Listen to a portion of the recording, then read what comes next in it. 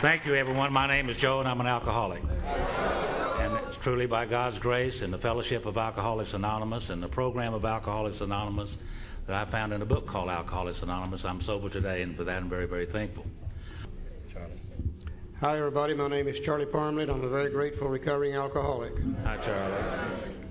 Because I'm a member of the fellowship of Alcoholics Anonymous, and by the grace of the power that I found in the 12-step program of Alcoholics Anonymous, I haven't found necessary to take a drink for 10,516 days today, one day at a time, and for this I'm grateful. It's great to be here. Most books that I read have been authored by one person. And when I read a book authored by one person, if I see something in there I don't agree with it, with my keen intellectual alcoholic mind, I usually say, who in the hell are they to think they're smarter than I am? And I just ignore it. But I've got to realize with the big book that if I'm going to argue with it, I'm going to be arguing with 100 people, not one. The first 40 said, Bill, we want you to write the book. You know more about it than anybody else. You've been sober longer than anybody else, which, by the way, was just a little over 3 years at that time. But they said, Bill, this is not to be your book, it's to be our book. And as you write those chapters, we want to see them. And we will add to, delete from, and change around whatever we want to. When we're through with it, it'll be the collective knowledge, experience, and wisdom of all 40 of us. Over the time the book was published, that 40 had changed to 100. So if I'm going to argue with it today, I'm going to be arguing with 100 men and women, not just one person. And it's going to be 100 men and women who have recovered from a seemingly hopeless state of mind and body, which brings in the word recovered. I hear people argue about this all over the world. Can you recover from alcoholism? Well, the book says you can. It said the first 100 had recovered from a seemingly hopeless state of mind and body. Now, I'll never be cured of alcoholism. I will always have the physical allergy. I'll never be able to safely drink alcohol again. But before I came to AA, not only could I not drink it safely, but I couldn't keep from drinking it. And the result, in fact, was I lived in an absolutely hopeless state of mind and body. And I came to AA, and I applied the program of action in this book, and I no longer live in that hopeless state of mind and body. I still can't drink, but by golly, I can stay sober. I'll never be cured of alcoholism, but I have recovered from a state of mind and body known as alcoholism. And you're going to see the word recovered and recovering all the way through the book, several times. I think that's important. The other thing that is so important is to show other alcoholics precisely how we have done that. You know, if I went to an AA potluck meeting, and let's say you've made a strawberry cake, which happens to be my favorite kind of cake. Just in case you're going to make it. If you ever make me one, that's the kind I like. And I bite into that cake, and God, it's just perfect. The texture's right, the taste is right, everything's just right about it. And I say, who made this cake? Well, you'll probably say, I did. And I'll say, would you tell me how? And you say, yeah, I'll be glad to. And you'll sit down and write out for me a precise, specific, clear-cut set of directions on how to make that cake. You'll tell me the ingredients to put in it, the quantity of the ingredients, the sequence in which to mix them together, the temperature at which to bake it, and how long to bake it.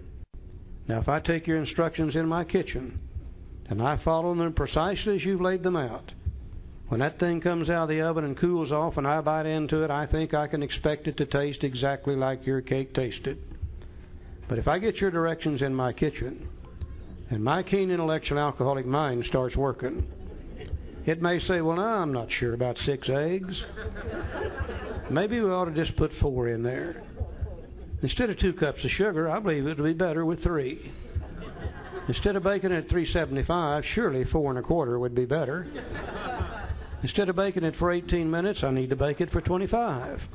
Now, when it comes out of the oven and I bite into it, you betcha I'm going to be biting into a piece of cake. But I wonder how closely it would resemble your cake, which was my reason for making it in the first place. A precise, specific, clear-cut set of directions on how to recover from alcoholism. We've been around AA long enough to know and fully understand you can't make anybody do anything that they don't want to in AA. The only requirement for membership in Alcoholics Anonymous is a desire to stop drinking. You can stand up in an AA meeting and say, I don't like you people at all. Can hardly drink your lousy old coffee. And every time I read your 12 steps, I vomit. But I'm going to be a member of AA because I got a desire to stay sober, and nobody can say a word about that. But that's dealing with membership in the fellowship of Alcoholics Anonymous. If you want to recover from alcoholism, there are some things you're probably going to have to do. And that's what this book deals with. It doesn't deal with membership in the fellowship. It deals with recovery from alcoholism. And if we will do as these first 100 did, then surely we can expect to receive what they got, recovery from a hopeless condition of mind and body known as alcoholism. And our book says, for them we hope these pages will prove so convincing that no further authentication be necessary. We think this account of our experiences will help everyone better understand the alcoholic.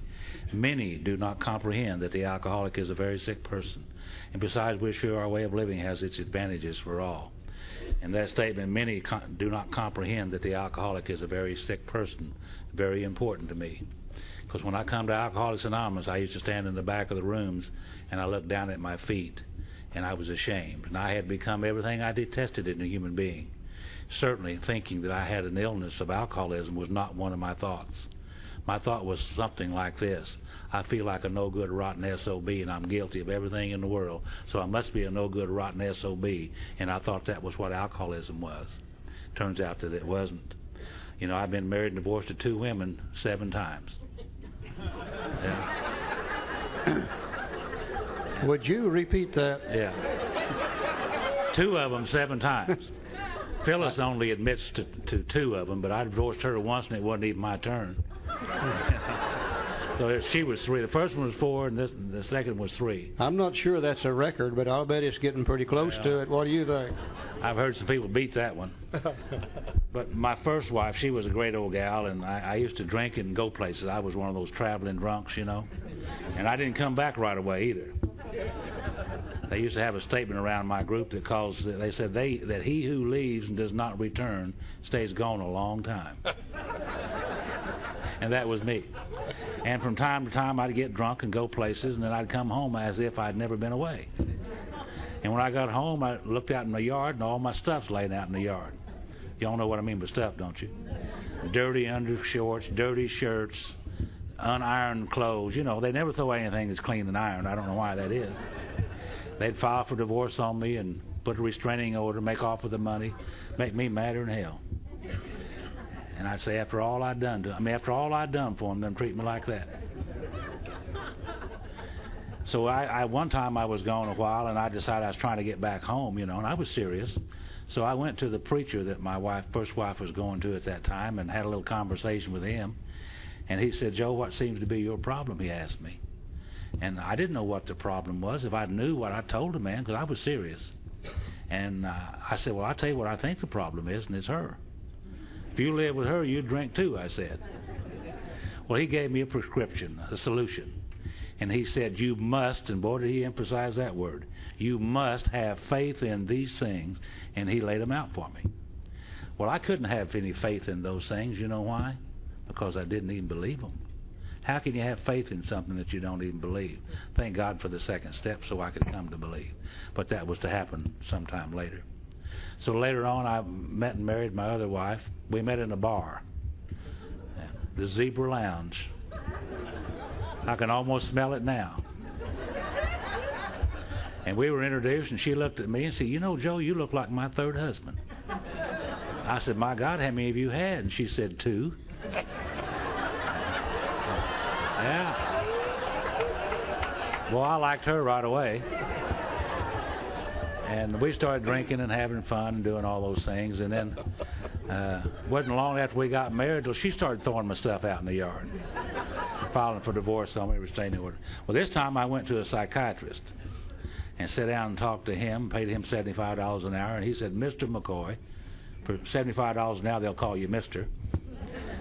Said, Mr. McCoy, what seems to be your problem? Well, I didn't know what the problem was. So I told him what I thought it was. It was her and her. And if you live with those two, you drink too, I said. Well, he gave me a prescription. He thought I had a Valium deficiency. He didn't mention not drinking, so I took the Valium and continued to drink, and I got into real trouble now. I mean, really trouble. I got to where I didn't know the difference between my job and the bar. I didn't know the difference between my wife and your wife and my wife and my girlfriend. I got everything all mixed up. Got into a lot of trouble. So by the time I come to the doors of Alcoholics Anonymous, I had become everything I detested in a human being. I did not like who I had become, and I was very, very sick. It wasn't until after I got into listening to and the description of Dr. Silkworth's opinion on alcoholism that I began to understand what I had here. And it wasn't that I was a no-good, rotten SOB. I had an illness called alcoholism, a physical allergy coupled with obsession of the mind, and somehow or other that information helped me overcome some of these ideas that I had. And as I look back now and I know more about this, you know, the very first 16 printings of this book, Alcoholics Anonymous, the doctor's opinion was on page 1. 1955, in the second edition, they moved the doctor's opinion out of the page 1 and put it in the Roman numeral sections. And you all know we don't read Roman numeral sections, do we? Who does? And I think that most of us in Alcoholics Anonymous got away from the idea of the doctor's opinion and just looked at Bill's story, page 1. But the information in the doctor's opinion is so important to me and to the Fellowship of Alcoholics Anonymous, because the rest of the book is going to tell us how to recover from the condition of the body and the mind that Dr. Silkworth described.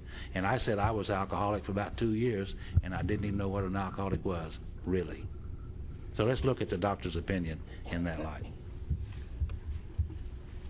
We start looking at what the problem actually is, and most of us are absolutely amazed to find out what the problem is.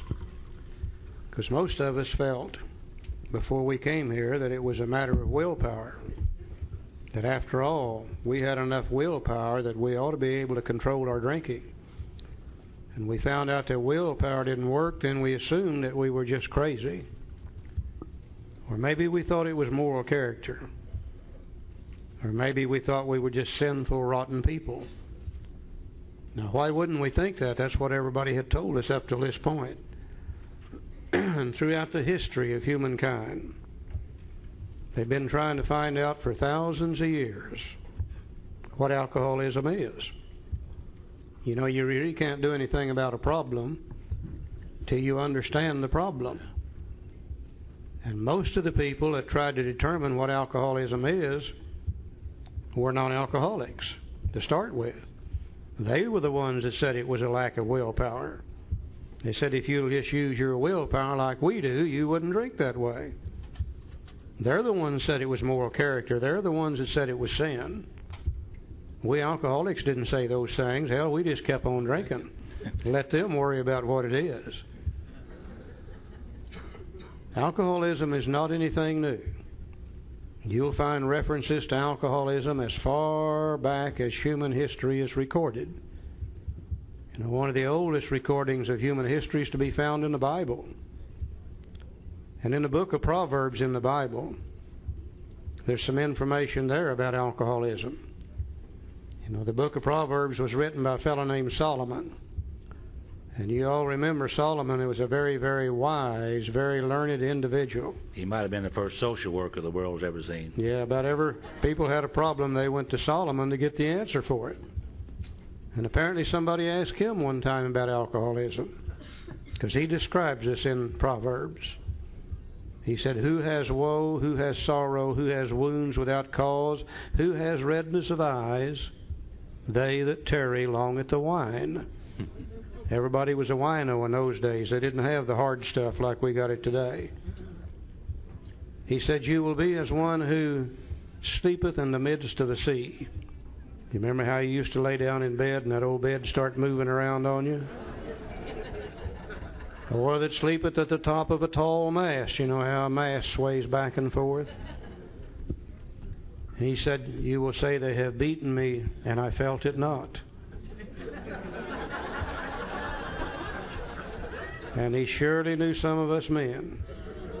He said, "In thine eyes shall behold strange women." Alcoholics really haven't changed very much, are they? "And thine heart shall utter perverse things." Like, trust me, honey. Please trust me.